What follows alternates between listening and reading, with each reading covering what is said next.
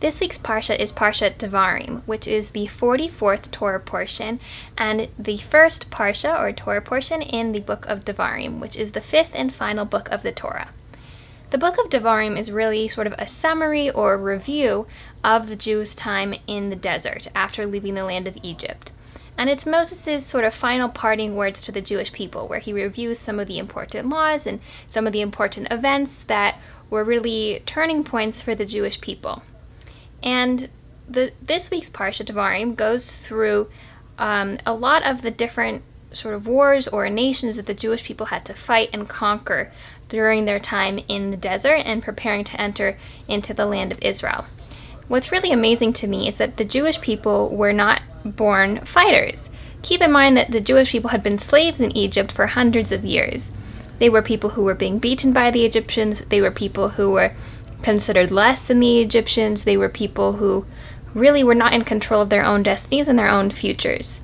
And yet, here they are, now spending 40 years in the land of Egypt, where, again, they're not being trained to fight. They're not exactly, it's not really exactly in their nature to be fighters, but they're able to conquer all of these big nations, and they're able to rise up against these nations and be victorious.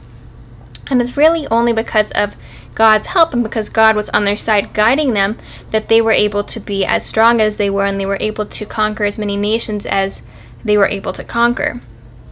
Well, the very last line of the Parsha Devarim is between Moses.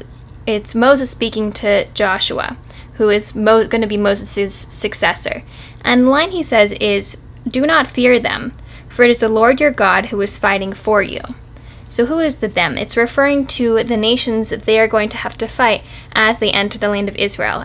Once Moses dies and the Jewish people are entering the land of Israel, they're still going to have to conquer the nations who are residing in the land.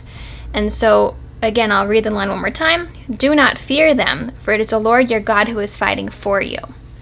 And I really found that was just so beautiful, that even though, yes, these people are physically fighting, it's really Hashem who is leading the battle. And it's really Hashem who is using his strength to fight the other nations. And I think that that's really applicable in our own lives. There are going to be many times where there are circumstances that we are not equipped properly to fight, so to speak. Not literally physical battle, but there are going to be a lot of circumstances that we don't feel like we have the tools for. We don't feel like we're prepared for them. We don't feel like we are able to conquer whatever situation it happens to be.